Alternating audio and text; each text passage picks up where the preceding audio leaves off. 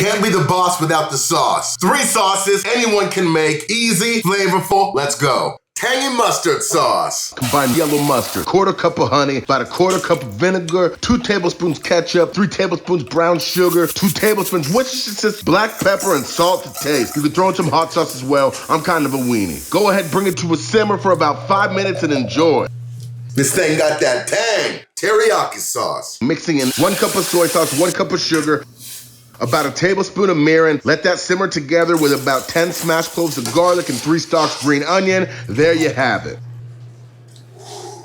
Classic barbecue. Whipping up about a cup of ketchup, 1 cup of brown sugar, 3 tablespoons mustard, paprika, salt, pepper. Mix that all together and enjoy.